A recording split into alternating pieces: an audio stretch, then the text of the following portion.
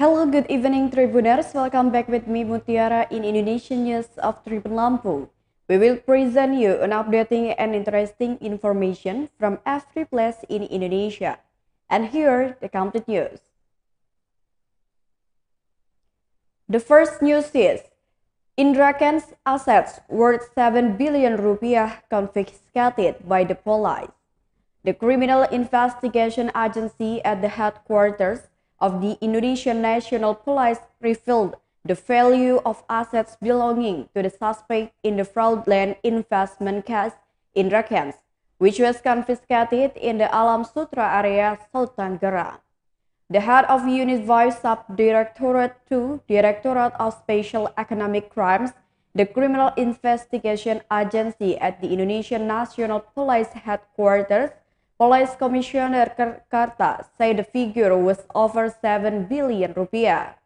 Karta said the building was confiscated due to cooperation between the Indonesian National Police and the Financial Transaction Reports and Analysis Center, as well as from the examination of witnesses. Even so, Karta said that his party was still pursuing the flow of funds in the Indra Kenz case. Previously, the Criminal Investigation Agency of the Indonesian National Police headquarters, through investigators from the Directorate of Special Economic Crimes, visited the Alam Sutera residential area, South Tangerang, on Friday, March 18, 2022.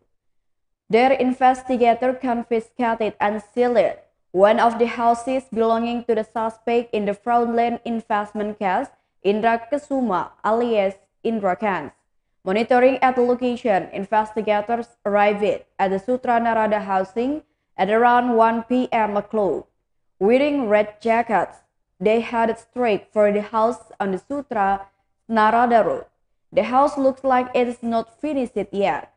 The courtyard is covered with zinc, and inside the building is still made of wood and iron stacks.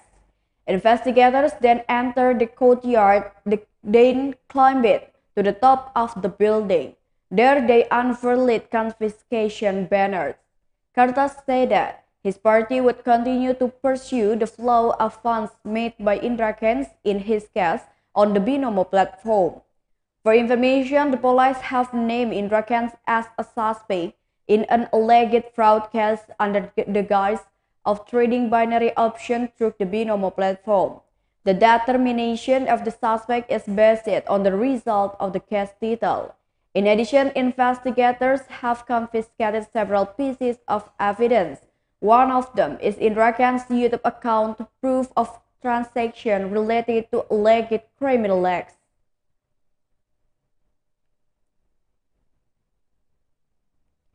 The next news comes from Bangka Belitung. Traffic accident between oil tanker and motorcyclist.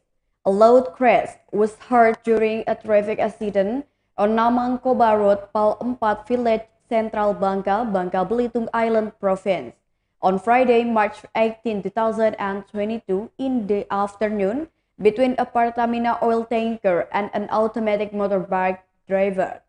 The incident took place on the border of Empat Village and East Kurau Village, Central Bangka, to be precise, on one of the streets of Penyek Beach. Amir is 57 years old, an eyewitness to the incident, admitted that he was walking around the scene and immediately heard a very loud crash. Suddenly, he was surprised after seeing the motorcyclist who was lying on the side of the road. At that time, he, along with other residents, saw the victim, who looked unconscious with his body curled up. It wasn't until a few minutes later that the victim was heard screaming for help in a gasping voice. Then he asked his friend to prepare a car to take the victim to the nearest hospital. The victim was finally taken to the hospital using a Toyota Hilux type car. According to him, at the time of the collision, it was raining heavily, so he covered the victim with a plywood so he wouldn't get rained on the way. However, he heard the news that the victim had died while on the way to the hospital. Meanwhile, according to the police who are investigating the crime scene at the scene, their party has already pocketed the identity of the motorcyclist, but cannot confirm whether the identity really belongs to the victim or not. In addition, his party also could not provide further information about the condition of the motorcyclist.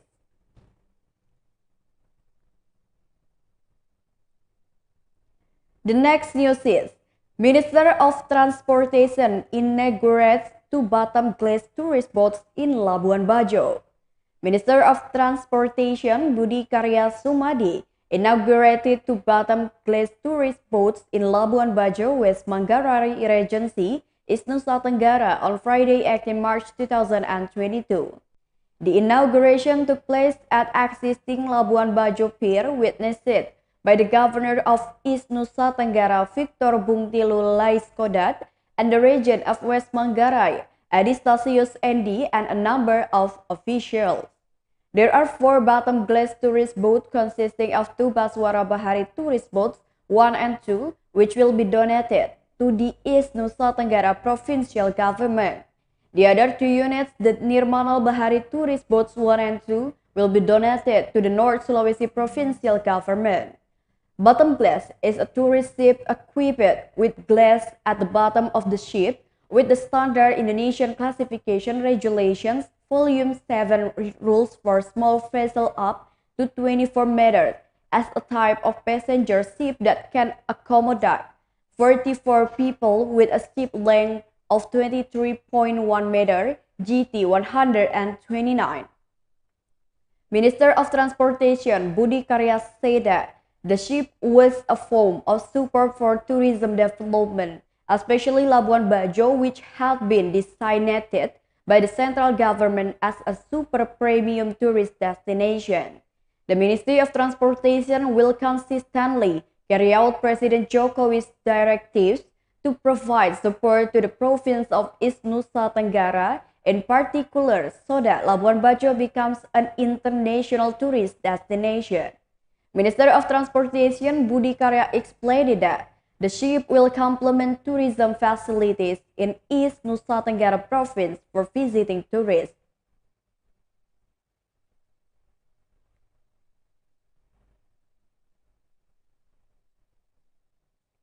The next news is, the price of cooking oil in Denpasar, Bali experienced an increase. Minister of Trade Muhammad Lutfi stated that the government has officially revoked the policy on the highest retail price for packaged cooking oil with the issuance of Minister of Trade Regulation number 11 of 2022. Even though the highest retail price of cooking oil was lifted, cooking oil stocks in some areas remained scarce.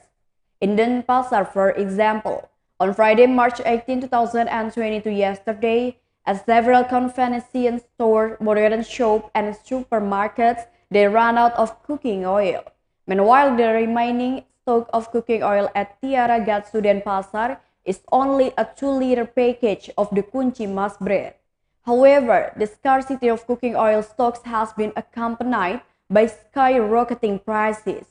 2-liter packaged cooking oil, which used to be 28,000 rupiah, has now changed to 46,700 and 20,000 rupiah. This means an increase of about 18,000 rupiah from before. Meanwhile, the stock of 1-liter packaged cooking oil is not visible at Tiara Gatsu Denpasar. Mrs. Mada, one of the buyers from the Kesiman, East Denpasar, said that she had a hard time finding cooking oil in a modern shop and market.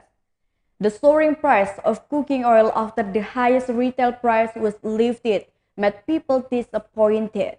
Annie, who bought 2-liter packaged cooking oil at Tiara Gatsu, said that she was disappointed because of the soaring price of cooking oil in the market.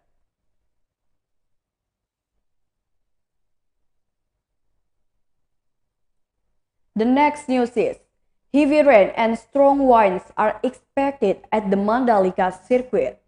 The Indonesian National Armed Forces, the Air Force, and the National Research and Innovation Agency carry out the operation of weather modification technology in the Mandalika circuit area West Nusa Tenggara on Friday, 18 March 2022. TMC operation using Casa Aircraft 200 and 12-200 from the Air Squadron 4 at Abdul Rahman Saleh Air Base Malang. This operation is intended to anticipate the occurrence of high rainfall at the Mandalika circuit, which can disrupt the course of the MotoGP event. Over the next few days, the Casa 200 and 12-200 aircraft will sit salt on potential rain clouds moving towards Mandalika. From the official statement from the Air Force Information Service, which was received by TribunBali.com on Saturday, March 19, 2022, it was stated that through this operation, it is hoped that this operation will accelerate the process of rain before the clouds reach the Mandalika circuit. Prior to seeding, the National Research and Innovation Agency team and the Meteorology, Climatology and Geophysics Agency monitored and analyzed weather data as well as cloud growth to determine the seeding strategy to be implemented. The MC Management Laboratory Coordinator Budi Harsoyo said that the MC in Mandalika is a type of TMC service for the purpose of reducing rainfall. In recent years, this method has been widely applied for the flood mitigation purposes or the purpose of securing national infrastructure development and a number of other state events. Previously, the Meteorology, Climatology and Geophysics Agency predicted that the weather in the Mandalika ahead of and during the MotoGP International Racing event would be cloudy to moderately rainy. However, there is also a potential for moderate to heavy rain accompanied by lightning and strong winds to occur in Mandalika. Deputy Meteorologist Kuswanto said that this weather potential needs to be watched out for during the MotoGP event. Then on Saturday, March 19, 2022, it was predicted that it would be raining heavily in Mandalika. The wind was blowing from the northeast with a maximum speed of 37 kilometers for 1 hour.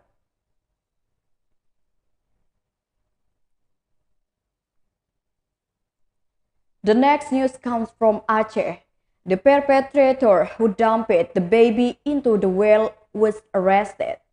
Resort Police of Birwan on Thursday, 17 March 2022 arrested a man with the initial IK bin AF, aged 28 years, a resident of a village in Pausangan Sebelah Krung, Birwan on suspicion of a crime in the case of finding a baby's body in Meunasa bathroom, Chowbrek Village, Pausangan on Wednesday, 16 March 2022. Bureau Research Police Chief, Police Grand Commissioner Adjutant Mike Hardy Wipraja, through the head of the Criminal Investigation Unit, Police Commissioner Adjutant Arif Sukmo Wibowo, accompanied by the head of the Identification Unit, Second Police Inspector Adjutant Asrul Azwan, told SerambiNews.com on Thursday, 17 March 2022, said that regarding finding a baby in a well, a man has been secured. The head of the Criminal Investigation Unit said that since blood was found on the bridge, the team from the head of the Criminal Investigation Unit of the Bureau and Research Police conducted an investigation and examined a number of witnesses. In addition, residents found a baby's body in a well in Chowbrek Village, Pausangan South. The investigation team developed and participated in questioning a number of witnesses, including an underage woman who had just given birth and is being treated at the Dr. Faizah Biru and Regional General Hospital. Based on the statements of the witnesses, the evidence found and also the finding of the baby led to a man who was suspected of being involved in the case of finding the baby. When the incident began with the finding of blood splatter and the fall of a number of people into the river, the man disappeared and had time to flee to one of the districts in Aceh. However, thanks to the persuasion of the family, the perpetrator returned home and turned himself in. the result of the interim examination, the perpetrator admitted that the baby found in the well was carried out by the perpetrator. The baby was born to an underage woman who was his girlfriend.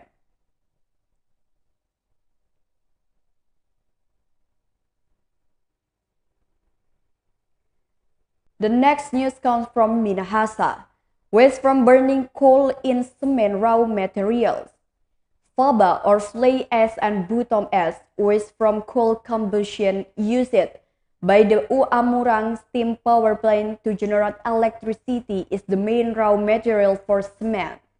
This was conveyed by the manager of the Minahasa Generation Control Implementation Unit, Andreas Arthur, during the signing and release of the first fly ash transportation for the Amurang steam power plant between the State Electricity Company, the Sulawesi Power Generation and Distribution Parent Unit, the Semarak Adikarya Company, and the Konj North Sulawesi Cement Company on Friday, 18 March 2022, at the steam power plant in North Sulawesi, Tawang Village, Tengah District, South Minahasa. Besides being able to be used as a cement raw materials, Faba can also be used as a mixed material for making bricks, paving blocks, and so on. In this collaboration, the Amurang steam power plant provides about 50 tons of faba for one day, which can be transported by the Konj company. The steam power plant still provides about 80 tons of faba, which is accommodated for regional needs, especially for micro, small, and medium enterprises. To the Manado Tribun, Arthur emphasized that currently his party is cooperating with the Konj North Sulawesi Cement Company as a form of win-win solution.